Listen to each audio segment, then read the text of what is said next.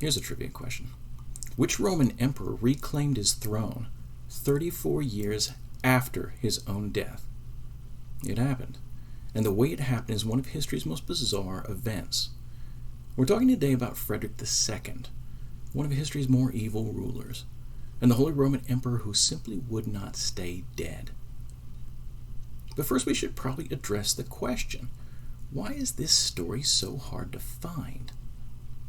When George Washington was a volunteer fighting for the British against the French, he was part of a detachment ambushed near modern-day Pittsburgh.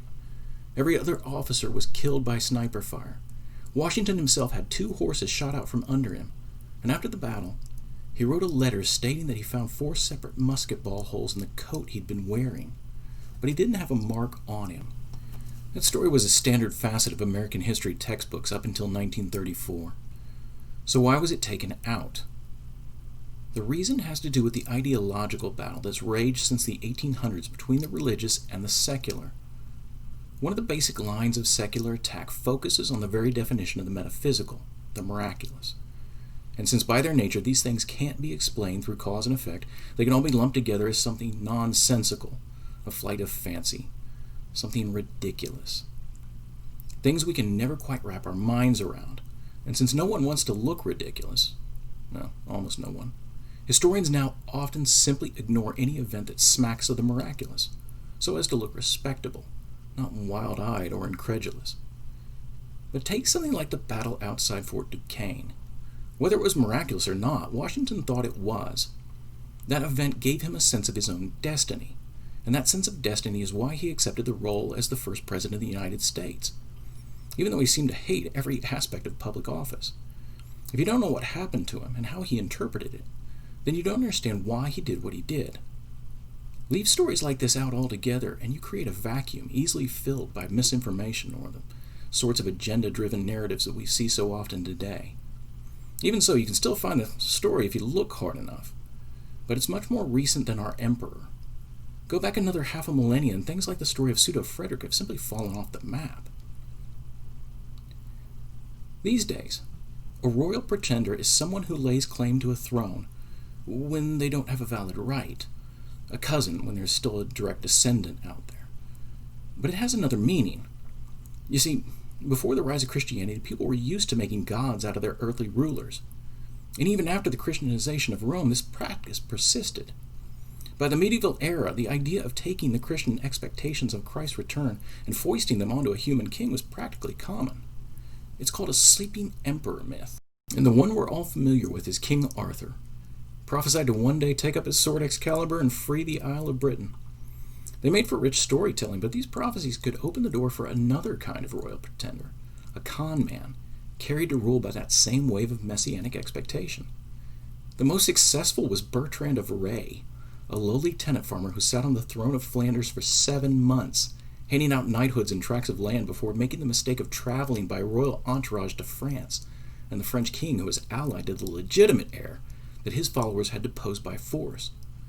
It's a remarkable episode. A simple hermit living in the woods conned enough people into believing that he was their hero, Baldwin I, that he was actually able to take the throne. In a time when class was everything, the nobility of Flanders spent the better part of a year bowing down to a peasant, claiming to be Baldwin back from the dead. But for sheer audacity, nothing compares to the man who claimed the entire Holy Roman Empire in 1284. Historians sometimes remember Emperor Frederick II as a medieval forerunner of the modern-day humanist, but don't believe it. Frederick II was one of history's absolute monsters. Nothing like a Holy Roman ambassador of Christ on earth, Frederick fashioned himself as a ruler under the old Roman model, self-deified, claiming to be a god in the flesh, giving full license to his every whim like a Commodus or a Nero. Historians highlight the way in which he pushed the boundaries of medieval science, but what they often fail to mention is that he did this by performing grotesque experiments on adults and even on children. With these among a list of other horrors, he was more a forerunner of Joseph Mengele than Voltaire. Excommunicated 3 times, Gregory IX called him the prelude to the Antichrist. But it was that very conflict with the church, mostly a political engine by this time, that made him such a lightning rod for the messianic hopes of his age. Even during his life, there was a prophecy that he would overthrow the entire Catholic Church in the year 1260. But it was not to be. He died after a sudden illness 10 years before he could fulfill that prophecy. Then, 34 years later, he came back. We don't know his real name. Even under torture, he never called himself anything but Frederick II returned from the dead. He first appeared in the historical chronicles gathering followers in the Rhine Valley. Operating at the end of a period of political upheaval, he went unchallenged. He set up his royal court in the town of Neuss, near modern-day Cologne, and his royal personage was recognized by rulers all over Europe. He eventually became so confident in his position that he sent envoys to that other emperor, who at this time was Rudolf I of Habsburg. He called on Rudolf to come and kiss the ring and be allowed to continue administering over the empire, his, Frederick Return's, empire. Rudolf came, but he came with an army. It sounds as though Frederick the Pretender could have put up a fight if he'd wanted. He had plenty of support, and Rudolf had plenty of opposition. But whoever this con man was, he seemed as though he truly believed his own story and thought he could convince everyone else, even Rudolf. He left his fortified city and went out to meet the other emperor.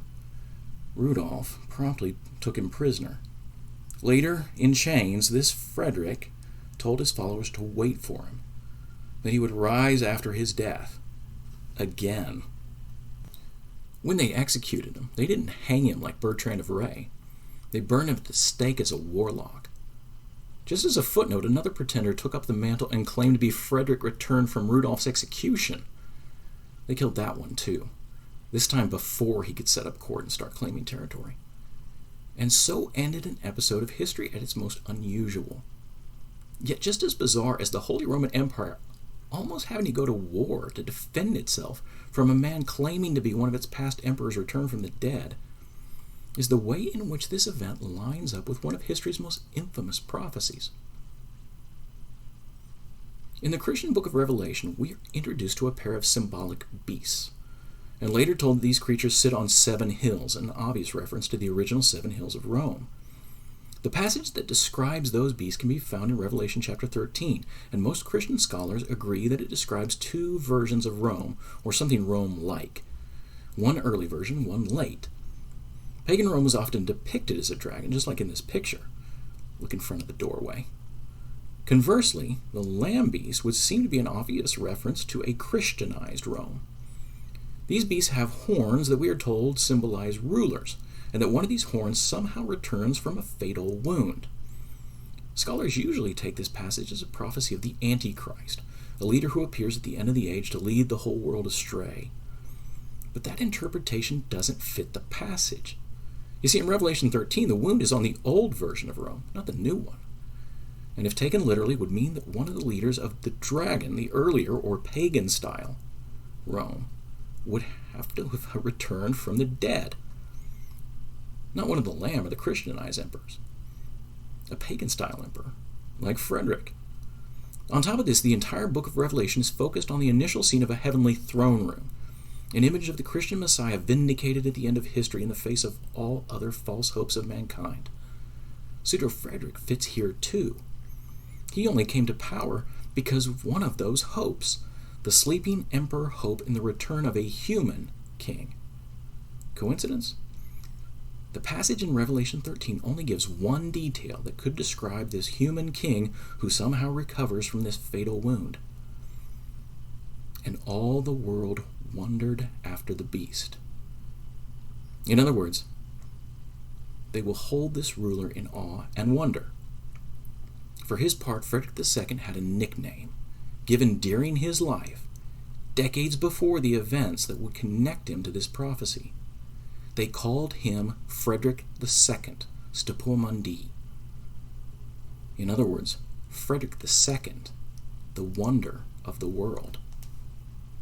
This is David Reichert from The Bunker. Hit like and subscribe and click the notification bell, and we'll try and put out at least one video a week. Also, our pandemic horror series, The Holocaust Engine, is available September 14th. Link for pre-order down below.